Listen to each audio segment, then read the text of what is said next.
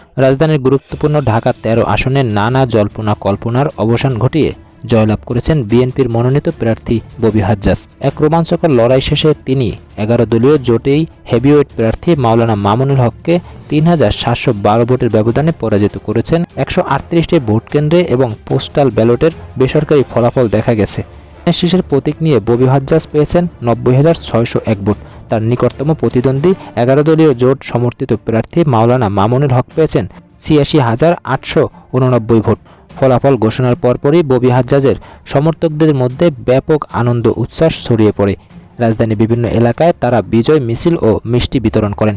তবে মামুনুল হকের অনুসারীদের মধ্যে বিষণ্ণতা থাকলেও এখন পর্যন্ত কোথাও কোনো অপ্রীতিকর ঘটনার খবর পাওয়া যায়নি। এলাকায় শান্তিপূর্ণ পরিবেশ বিরাজ করছে। নির্বাচন কমিশন সূত্রে জানা গেছে, আনুষ্ঠানিক গেজেটের প্রকাশের প্রক্রিয়া চলমান রয়েছে। এই জয়ের মাধ্যমে ঢাকা ১৩ আসনে বিএনপির অবস্থান আরও সুসংহত হলে বলে মনে করছেন রাজনৈতিক বিশ্লেষকরা। তবে ফলাফল ঘোষণার পর ভোট গণনায় অনিয়মের অভিযোগ নিয়ে গভীর রাতে ইসিতে যান মামুনুল হক।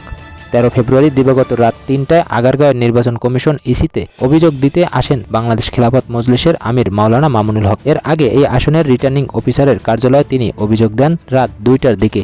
তখন রিটার্নিং অফিসার তাকে বলেন, পাশেই নির্বাচন কমিশনের অফিস, আপনি সেখানে অভিযোগ দিতে পারেন। এছাড়া ফলাফল ঘোষণার পর সংক্ষুব্ধ বলে আদালতে অভিযোগ দিতে পারেন। আদালত আমাদের যে নির্দেশনা দেবেন আমরা সেভাবে কাজ করব। প্রয়োজনে পুনরায় ভোট গণনা হবে। এই অভিযোগের বিষয়ে মামুনুল হক জানান, ঢাকা ১৩ আসনে ৯ জন প্রার্থী। ব্যালটের এক পাশে ৫ জন প্রার্থীর নাম, অন্য পাশে ৪ জন প্রার্থীর নাম। আমার নাম বাম দিকে, সবার নিচে নামের পাশের ঘর খালি থাকায় অনেক ভোটার ভুলক্রমে ফাঁকা জায়গায় সিল বসায়। সেই ব্যালটগুলো বাতিল করা হয়েছে। খেলাফত মজলিসের আমির বলেন, ঢাকা ৮ আসনে আমার মতো একই রকমভাবে বিএনপি প্রার্থী মির্জা আব্বাসের নাম ব্যালটে থাকায় সেখানেও কিছু সিল ফাঁকা জায়গায় পড়ে, কিন্তু সেসব ভোটে মির্জা আব্বাসের নামে গণনা করা হয়েছে। তিনি বলেন, ৫০টা কেন্দ্রের ফলাফল ঘোষণায় আমার ১২০০ ভোট বাতিল হয়েছে। বাকি ভোটকেন্দ্রগুলোর ভোট গণনা বাকি আছে। আমরা ধারণা করছি সব ভোটকেন্দ্রের এমন ভোটগুলো বাতিল করলে তা প্রায় ৩,০০০-এ পৌঁছাবে।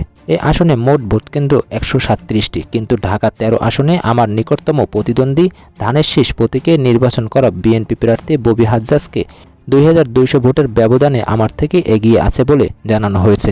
কিন্তু আমার বাতিল করা ৩,০০০ ভোট বৈধ হিসাবে গণ্য করা হলে এই আসনে আমি জয়ী হই। মাওলানা মামুনুল হক আরও বলেন, আমার আশঙ্কা হলো ৫০টি কেন্দ্রে ১২০০ ভোট বাতিল হয়েছে। তাহলে ১৩৭টি কেন্দ্রের মধ্যে কতগুলো ব্যালট বাতিল হবে, এটি নিয়ে রিটার্নিং কর্মকর্তার সঙ্গে কথা বলেছি। তিনি বলেছেন, এটা আমার বিষয় নয়, এটা কমিশনের বিষয়। ওখানে তার আসনে একাধিক কেন্দ্রে ফলাফল দিতে অনেক দেরি করেছেন, বিলম্ব করে। আমাদের আশঙ্কা যে সেই সময় তারা ইঞ্জিনিয়ারিং করার চেষ্টা করেছে। রিটার্নিং কর্মকর্তা আমাকে ইসি সচিবের সঙ্গে আলাপ করার পরামর্শ দেন।